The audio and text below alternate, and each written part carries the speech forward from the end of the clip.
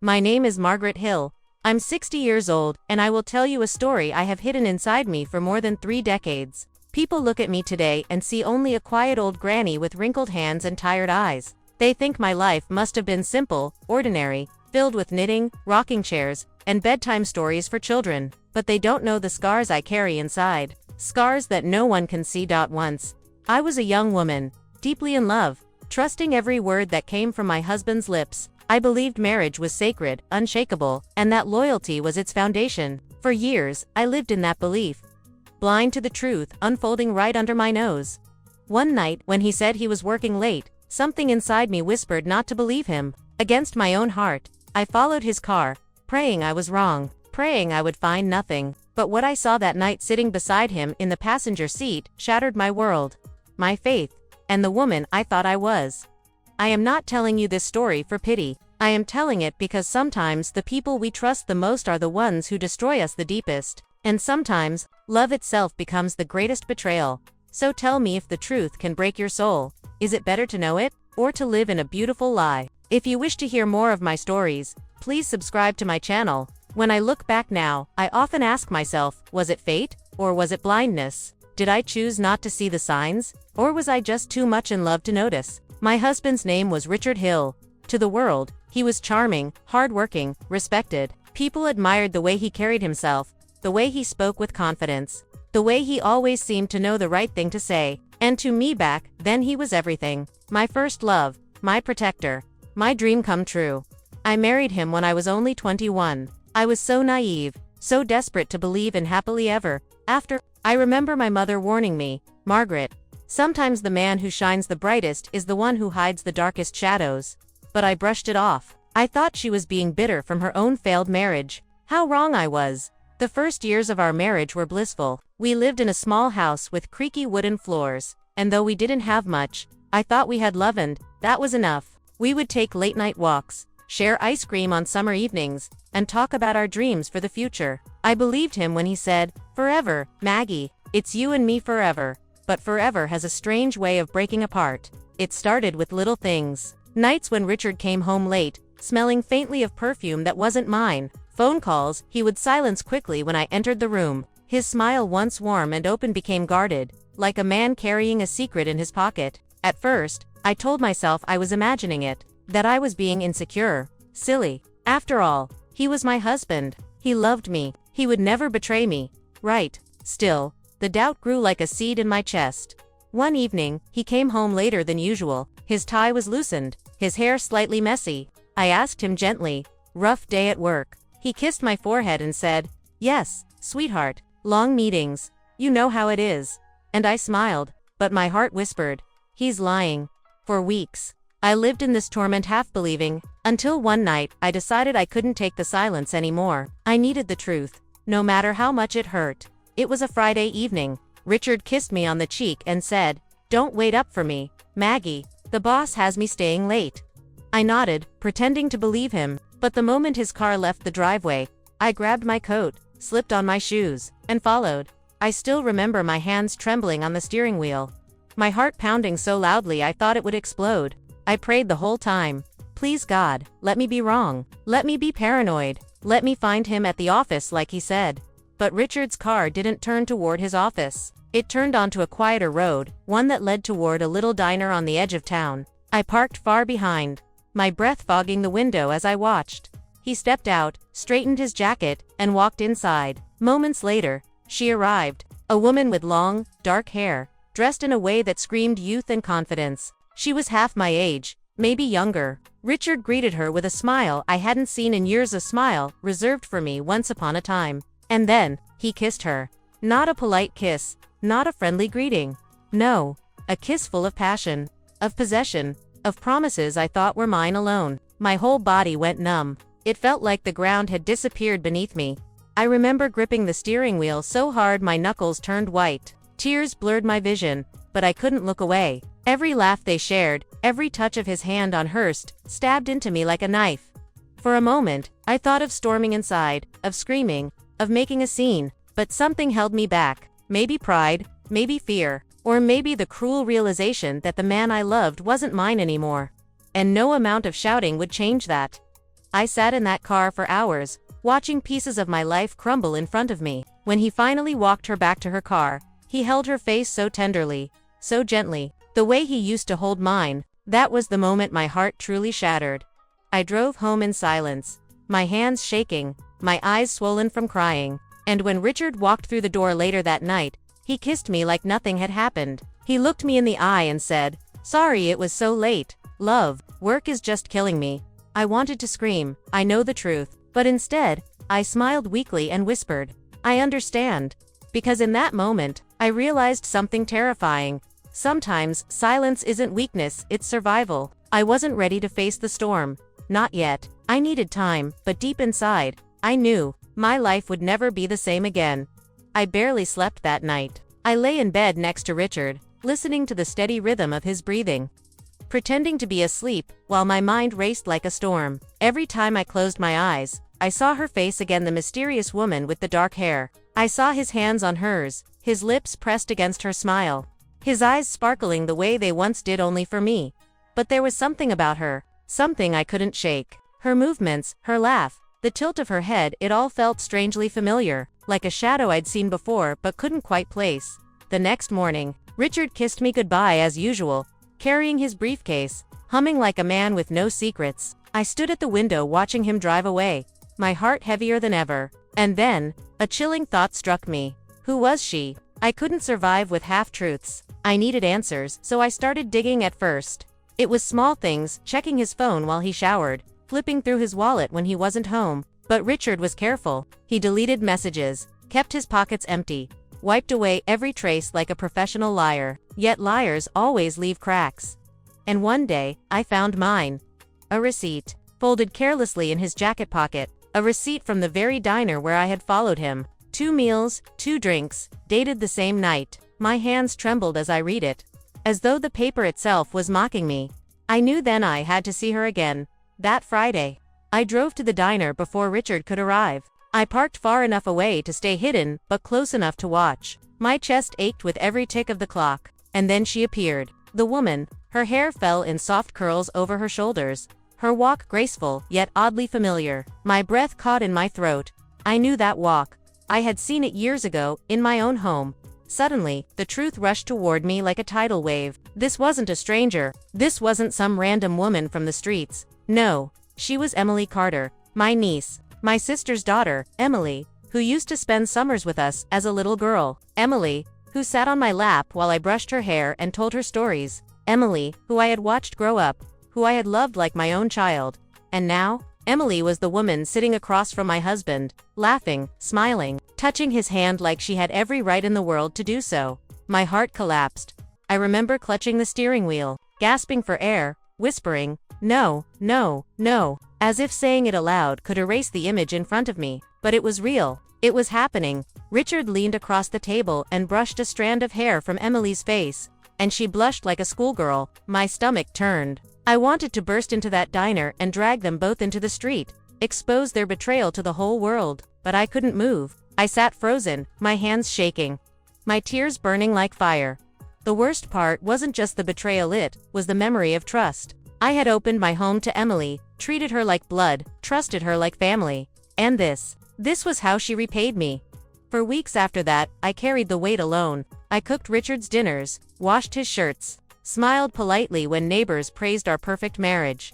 But inside, I was crumbling. Every kiss, every "I love you" from him felt like poison slipping into my veins. Sometimes, I caught myself staring at him while he ate, wondering how he could sit there so casually, hiding such a monstrous secret. Did he not see the guilt in his reflection? Did Emily not hear the echo of betrayal every time she laughed with him? Or perhaps they didn't care. One night, as Richard slept soundly, I crept out of bed and sat by the window, staring at the moon. I whispered to myself, "Margaret, you have 2 choices. You can stay silent and die slowly, or you can speak and burn everything to the ground." But which was worse? Silence meant living with a lie, but speaking meant destroying not just my marriage, but my family. My sister, God bless her soul, adored Emily.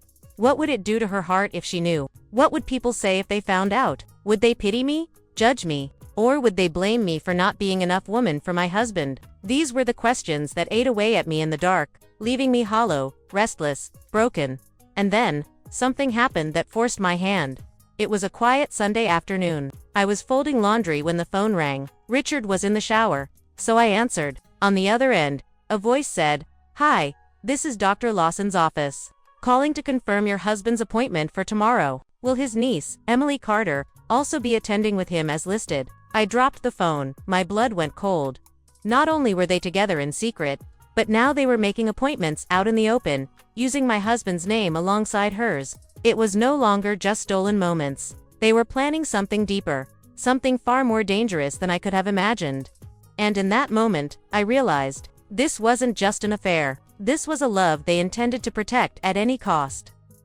I thought I had already discovered the worst truth a wife could ever face. My husband, sleeping with another woman, was unbearable enough, but my own niece, that was betrayal beyond words. I believed my heart couldn't break any further, but I was wrong. Because sometimes life doesn't just tear your heart, it digs deeper and rips out your soul. After that call from the doctor's office, my mind wouldn't rest. Why would Richard list Emily on a medical form? Why were they visiting a doctor together at all? My thoughts circled endlessly.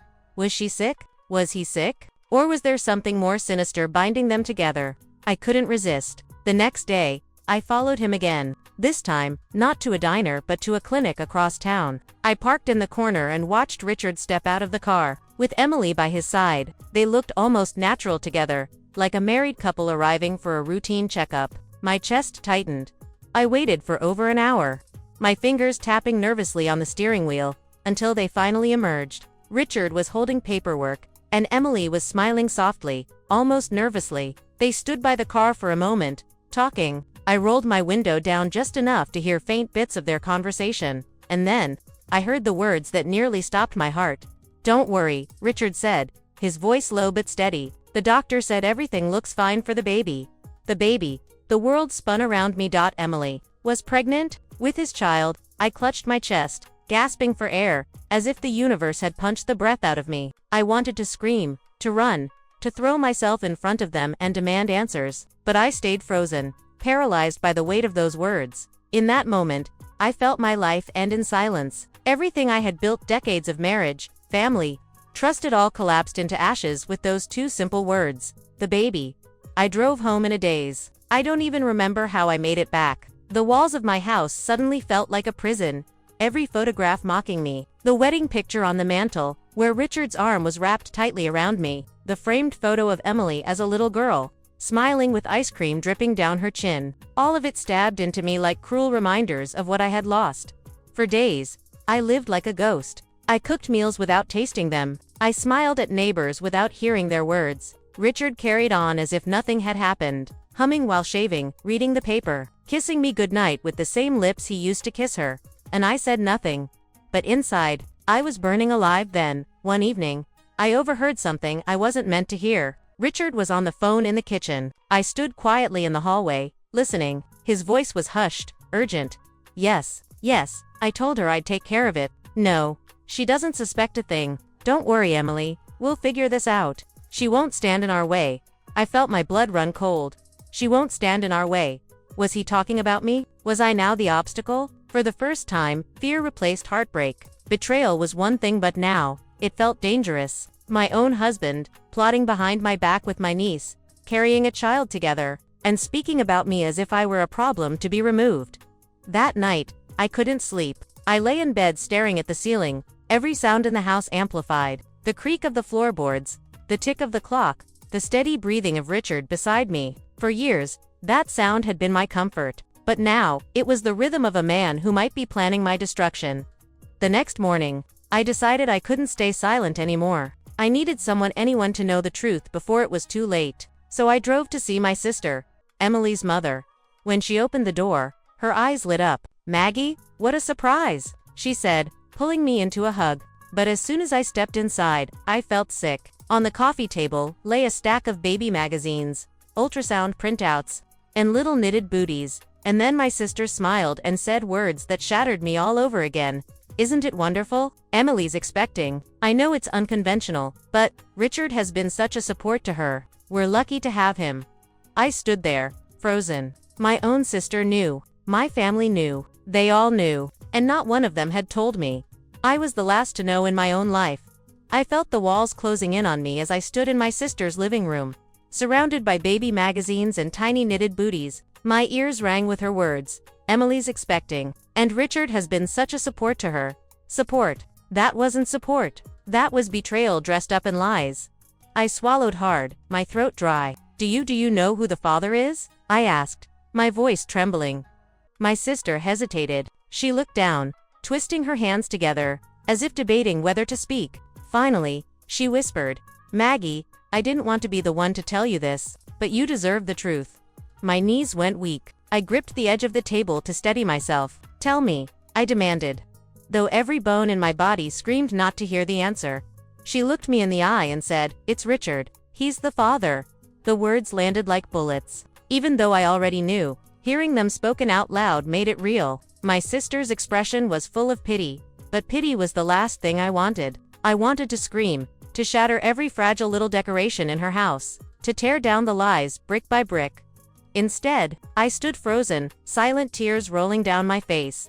And then, as if that wound wasn't enough, she added softly, But Maggie, that's not the whole truth. I turned to her, my chest tightening. What do you mean? She bit her lip, eyes filling with tears.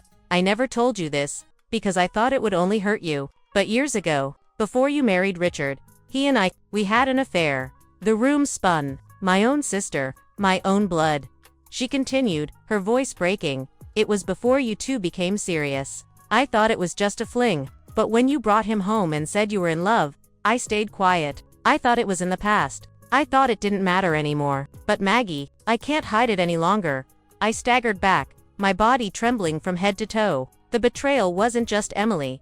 It wasn't just Richard. It was my own sister, woven into the roots of this poison tree.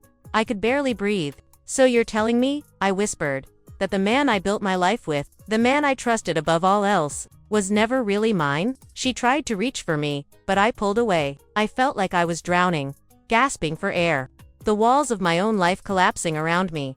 When I left her house, I didn't even remember the drive home. I sat in my car for hours, staring at nothing. Everything I thought I knew about my life was a lie. My husband's love, a lie. My family's loyalty, a lie. My marriage vows, my sacrifices, my devotion all built on sand. That night, when Richard came home, I studied his face carefully. The face I had once adored, once trusted. How many lies had those lips spoken? How many secrets hid behind those eyes? Long day, he asked, loosening his tie as if nothing was wrong. I forced a smile, my heart burning with rage and sorrow. Yes, I replied quietly. He kissed my cheek and walked upstairs, leaving me standing in the living room surrounded by shadows. I thought of Emily. I thought of my sister. I thought of the baby. A child that should have been a blessing now felt like a curse that chained me to a nightmare. And for the first time, the thought entered my mind. Maybe I don't have to stay silent anymore. But how? How do you destroy the man who has woven himself into every part of your life? How do you expose the truth without burning yourself to ashes in the process? I couldn't sleep that night. I sat in the dark, staring at my reflection in the window, whispering to myself, You're stronger than this, Margaret. You've survived too much to let them destroy you now. But even as I said it, a question haunted me. If Richard and Emily were willing to betray me so openly, if my sister could keep such a dark secret for so long, what else was hidden in the shadows? And then, just when I thought I couldn't be broken any further, I stumbled upon something that made my blood run cold. While Richard was at work the next day, I went through his study. A locked drawer caught my attention. I forced it open, and inside I found letters. Old, yellowed, some torn at the edges. They were from my sister, dozens of them. Letters filled with words of love, passion, and regret. Letters that proved their affair had never truly ended, even after he married me. And at the bottom of the pile, one letter stood out. It was written only a year ago. My hand shook as I read it. Double quotes, Richard. I can't keep this secret much longer. If Maggie ever finds out that Emily might not just be her niece, but her stepdaughter too, it will destroy her. Please, promise me she will never know the truth. My vision blurred. My breath stopped. Emily, my niece, might also be Richard's daughter. I sat there in Richard's study with that letter clutched in my trembling hands, the ink smudged by my tears. My chest rose and fell in shallow breaths as the truth unraveled before me. Emily wasn't just my niece. She might also be his daughter. The betrayal had gone beyond what words could capture. It wasn't just an affair. Or even two. It was a web of lies spun over decades, with me caught like a fool in the middle. I don't know how long I sat in that chair, staring at the letter, the weight of 30 years crushing me. Finally, a strange calm came over me. A calm that only arrives when you've already lost everything and have nothing left to fear. That evening, when Richard walked through the door, I was waiting, not with dinner on the table, not with a smile, but with the truth laid bare in my eyes. "Richard," I said, my voice steady though my hands shook, "we need to talk." He looked up, surprised. "Of course, Maggie, what's wrong?" I laid the letters on the table. His face went pale, his lips parted, but no words came out. "Don't bother lying," I whispered. "I know everything. About Emily. About the baby. About my sister. About the past you buried and the future you're trying to build without me." For the first time, Richard looked small. His shoulders slumped, his eyes darting to the floor. "Maggie, please, I never wanted you to find out this way." I laughed bitterly. "This way, tell me." Richard, was there any way for me to learn that my husband fathered a child with my sister, and then years later seduced that very child, without it destroying me? He buried his face in his hands. "It wasn't supposed to happen. With your sister, it was a mistake. With Emily, I don't know how it happened, but I love her." The words sliced through me. "I love her." I stood, my voice trembling with rage. "You love her. You loved me once. You promised me forever. You built a life with me while sneaking behind my back with my blood. And now you dare to call it love." Tears blurred my vision, but I forced myself to look at him one last time. "You didn't just betray me, Richard. You betrayed our vows, our family, our very souls. You destroyed the meaning of love." He reached for me, but I stepped back. For the first time in my life, I wasn't his wife, his shadow, his fool. I was a woman reclaiming her voice. "Leave," I whispered. "Pack your things and leave this house. You don't belong here anymore." He stared at me, broken, as if realizing he had finally lost control. And then, without another word, he walked upstairs to gather his things. I watched him go, my heart breaking and healing all at once. That night, I sat alone in my living room. The silence was heavy, but it was mine. For the first time in years, it was mine. The days that followed were hard. My sister called, begging me to understand, to forgive. Emily sent letters, filled with excuses and apologies I couldn't bear to read. Richard tried to come back once, standing at my door with flowers, but I didn't open it, because I had finally learned the truth. Sometimes, love isn't enough. Sometimes, family isn't safe. Sometimes, the people you trust most are the very ones who bury knives in your back. But I also learned something else. Strength doesn't come from holding on. It comes from letting go. I am 60 years old now. I sit in my rocking chair, my hands wrinkled, my hair silver. People see an old granny and think my life must have been simple, but inside, I carry a history of betrayal, heartbreak, and survival. Do I regret loving Richard? Sometimes. Do I regret staying silent for so long? Yes. But I also know that pain carved me into who I am today. Stronger, wiser, unbreakable. And so I share my story with you. Not for pity, but for truth.